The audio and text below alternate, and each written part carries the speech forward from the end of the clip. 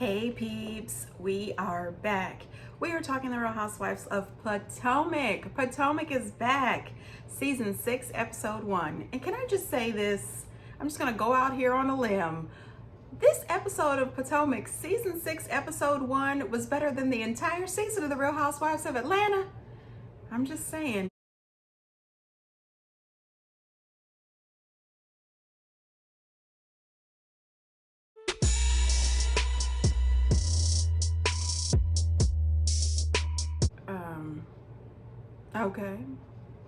Okay. So, anyway, move it on. We find out what we already knew, that Candace sold her home that she shared with her mother, her townhome, and she is now living in her own home with her husband, Chris. They stay in a 10,500 square foot, 6 bedrooms, 7 bathroom, $1.1 million home. And the house is absolutely gorgeous. It is absolutely gorgeous. But they did show the little flashback of Miss Dorothy alleging or butting in as if she's paying some of the mortgage over at the new house. But then when Giselle came to visit her later in the episode, she shows Miss Dorothy's room with a cardboard cutout of Miss Dorothy. That was just odd and really ridiculous. So I'm starting to wonder, was Miss Dorothy just fooling around, or is she paying half of that mortgage? I don't know. Anyway, I'm pretty sure by the end of the season, we'll find out. They spent a little time with Michael and Ashley, and their relationship is still just as odd as ever. It seems to be still a little bit of tension, as if they're still walking on eggshells. It seems it's been about 4 months since they've had the sex. She's now had the baby, so hopefully things have gotten better in the sex area of their marriage. She mentions what a wonderful father he is. And I said, well, you know, if you can't be a good husband, the least you can do is be a good daddy. I'm just saying. Oh, God, I'm being rude. Anyway, I'm going to move on because I'm rude. It's something about Michael that I just do not like. And that whole marriage just seems so odd and too open for my taste. I'm just saying. Anyway, moving on. Giselle goes to visit Candace's new home, and of course, you know, she has to throw in a few digs here, a few digs there. She's looking around, seeing Candace's beautiful place. Candace's, quote, bonus children, unquote, are there, which are Chris's children from a previous relationship. And let me tell you, those kids are adorable. I absolutely love them. They are so cute. And to be honest, I went into this season trying to look at Candace through a new light. Last season was just a lot. It really was. And I left that season really having a huge dislike for Candace. So I wanted to go into this season not even thinking about her behavior last season. And so I'm trying to give her a clean slate. And right now, Candace as stepmom, I like her. I'm liking it. I think that having those kids there has helped her a little bit. She seems to mellow out a little bit when the kids are around. And so I'm very, very happy about that. Guest of the Friends. Oh, I special. Thank you, Lord. I mean, Candace is a good 48 years old. Finally, she did it. Candace is not 48. Stop it, Giselle. So we also find out that Candace is in her 2nd semester of going for her master's degree. I think that's absolutely wonderful. She does let us know that Chris is making a living now teaching online cooking classes, and when he has free time, he's golfing, which a lot of husbands are. And so are a lot of dads, and my dad's one of them. If you can't find him at home, he is on the golf course. You know, Giselle goes on, and she's talking about her relationship with Jamal, and she's blaming everything on COVID and the stress that Karen put on their relationship. And, you know, she just doesn't think that it's going to be good for her to have this long distance relationship with Jamal. And my thing is, cut the crap. The jig is up. Okay? That was not a real relationship. That was made for television only. You needed a storyline. You tried it. It didn't work. Let it go and move forward, honey. Don't blame other people for this sham relationship. You should have known that that wasn't going to work. You should have known that that sham relationship was not going to pass. Everybody keeps calling him Pastor Holy Whore for a reason. I don't know anything about that man's business. I'm just saying, there's a reason for it. Move on. There has got to be other men in the Potomac area, in the Washington, D.C. area, in the Baltimore area. I don't care. There's men everywhere. Just stop it with Jamal. If that very public embarrassment has anything to do with why they're taking this break. He's been talking to another woman, and it's clear conversations. I got him in my little receipt book right here. Well, that's unfortunate. Yes, that was absolutely unfortunate. It really was. But as I said, the jig is up. Let it go. You know what? We spent a little time with Karen and Ray, and I really appreciate Ray telling Karen that he really did not want another over-the-top event. He let her know we are in the middle of a pandemic. We have been married for 25 years. Please just invite your close family and close friends.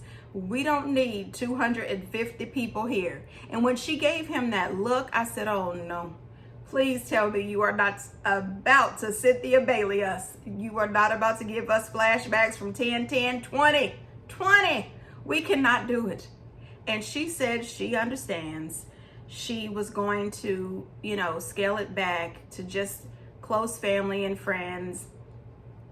And she was on the fence about inviting Giselle. Well, I'm here to tell you, girl, get off the fence. Get off the fence.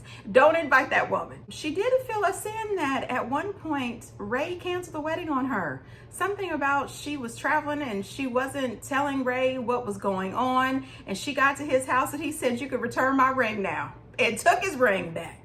I said, oh, what? What? Oh, wow. But anyway, she must have put it on him. She got the ring back and she's been with Ray for 25 years now. So, okay now. What does she say? They are an institution. Last year, I did not bother Karen in any way, shape, or form. Yeah. I said she got enough on her plate. She Her was husband going does through not a lot. love her, and she does not like his ding dong. Like all those things. You know what I'm saying? Like, let me just leave her alone. 'Cause she got enough on her plate. But like, if you want to make up lies, I can just tell you the truth, which I've never done. What's she gonna tell her? Whatever I feel like dropping that day. I'm believing she's going to say whatever that comes off the top of her head. Honey, you making all this stuff up.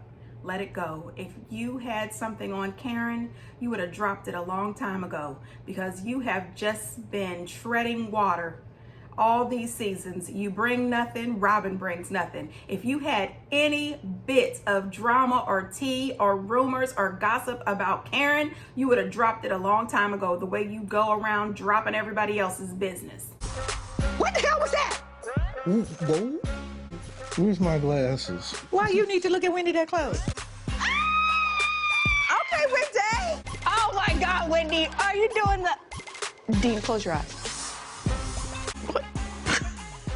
Play it again. That's enough. You don't need to see it again. But like, can't you just say come over? Now listen, Ray said, where's my glasses? And he wanted to play it again. You know what? They too much. But can I just say, Ashley's baby looks so cute. He closed his little eyes. He's adorable, baby Dean. And I'm with Robin. I mean, why couldn't you have just sent us a text with that invite? Just invite us over. I don't need all the extra. Now, Wendy's new boobs look lovely. And can I also say that Wendy's skin looks amazing? And she updated her wigs and her edges aren't glued to her forehead anymore. And I think she looks great.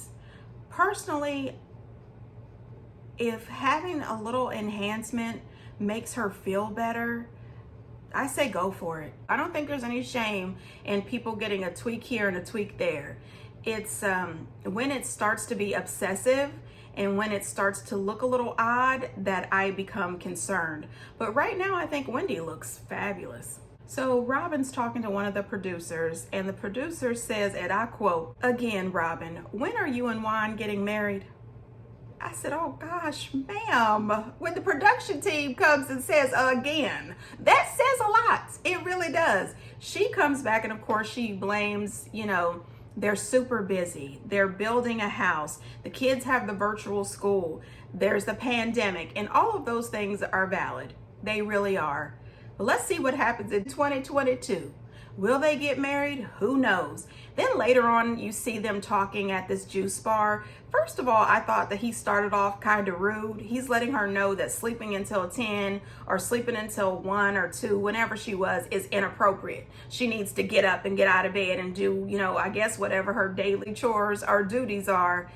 He wants her up out of that bed before 10 o'clock. Buddy, you don't tell me what to do.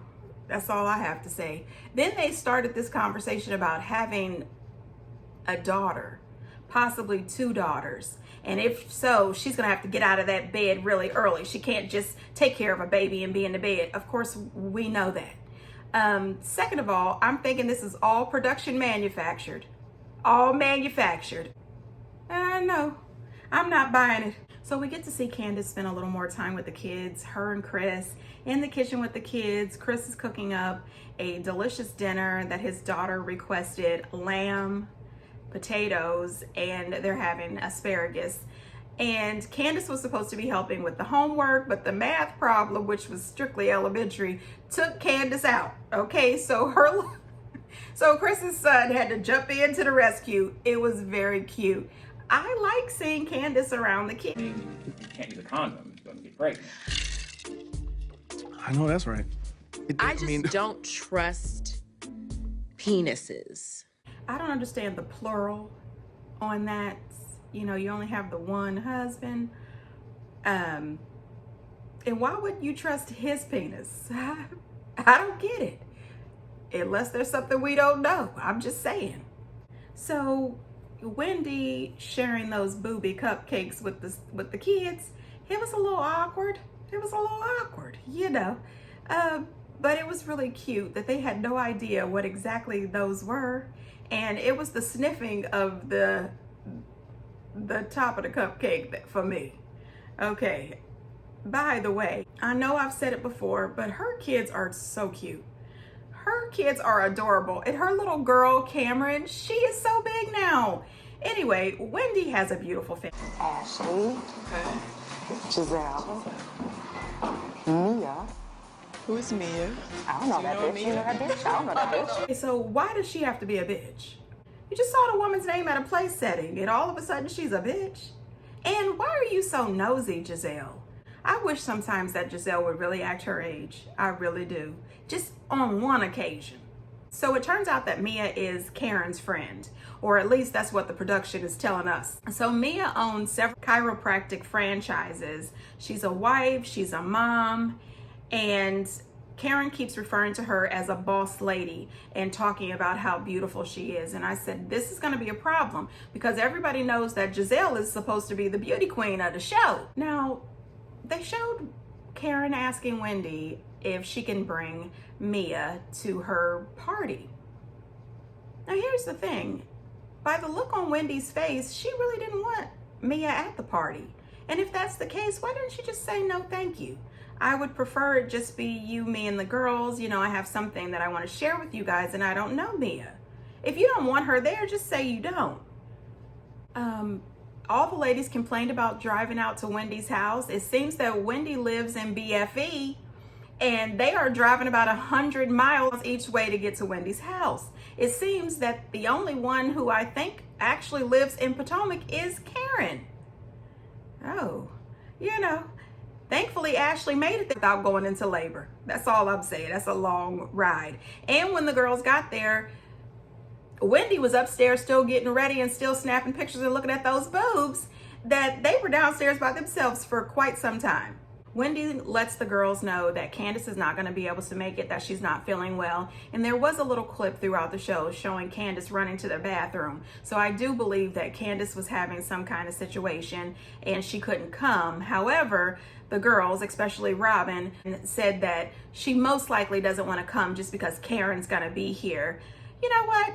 Mind y'all's business. My thing is, maybe it is about Karen, but maybe it isn't. We did see her running to the bathroom. No, she just needs a little Pepto-Bismol and a nap, and then they could talk about Karen later. Now, Karen gets there, and Giselle is expecting an apology. She believes that Karen should apologize to her for talking about her family and talking about Jamal. And I was thinking to myself, Giselle, are you crazy? You absolutely do not deserve an apology. My thing is this, Giselle's storyline, every season she is attacking somebody. Every season, somebody's marriage and family is open season for her. Open season. She has gone after Ashley, Monique, Karen, and now it's going to be Wendy this season. But girl, bye. You think that you are free? You think that you have some sort of immunity? That you can talk about other people's families, but they can't talk about yours? I also think it's kind of funny how Wendy in the previews gets all ticked off and upset with Giselle for speaking on her family, but you were co-signing and backing Giselle when she was dragging Monique's family. What's the difference? It's your family now. Okay, you feel it? You feel it? That's crazy. You know, it's just a lot. At dinner, you know, they have that big blow up, and it's just crazy to me that Giselle keeps on throwing out that Ray doesn't love Karen or Karen doesn't like Ray's penis. But who does Jamal like? Giselle? Who's Jamal with? So when Mia does introduce herself, she lets the girls know that she's got a few homes. She owns these businesses. She's got that penthouse in the harbor. And I said, well, you know, that's how the Giselle and Monique thing got started. You know, Monique had too many homes. Giselle didn't like that. Oh, buddy. Mia, you are up, okay? Giselle is going to hate you. This is going to be a problem. But then she mentioned that she had grandchildren. Listen, when she mentioned she had grandkids, all the ladies wanted to know, excuse me, ma'am, what? Okay, so she says that her husband has children from a previous relationship and that her husband is older than her. The only thing is she started to remind me of Phaedra a little. Remember when Phaedra didn't know how pregnant she was? This girl didn't know how old her husband was or how old she was or the age difference between her and her husband. My husband is 38 years older than I am. Now, he doesn't act 68 by all means. Oh, of course. Yeah. Oh. How old are you, if you don't mind me asking? 36. I was trying to do the Yeah, math. that I wasn't couldn't right do- math. No. Is that right? You said your husband's 38 years older than you? So you're saying that he's 68? Yeah. So that would make you 30. Oh, okay, no. Come on, mathematician. Come on, Robin. So he's 30 years older. Oh, Right? I don't know, y'all. Okay. He's 68 and I'm 36. There we go. Got it. So that 32 would mean years. he's She says that she's 36, but I don't know if I could buy it. Is this woman 36? I don't know. She doesn't know either. So Wendy decides to let all the ladies know what the theme of the party is, why she's got them all together, and she goes on for about 45 minutes. And I'm with Giselle. Land the plane, ma'am. Land the plane. I've got 2 seconds left, and I've got to get out of here. This is ridiculous. She finally lets the ladies know that she had her boobs done. You know, some people are saying that they think she may have gotten her butt done as well. But when you see the side-by-side picture that Bravo put up, it looks like she was wearing butt pads on the after photo. And when you see her in that dress, I don't think she got anything done to her butt. You know, if she did, it's not my business, and that's her thing. As a matter of fact, sometime next year, check out my new butts, and I'm not joking. Okay. Anyway, I have no butt right now. You guys don't care about my butt, but when I get a butt, I'm gonna be on Instagram with it. Okay.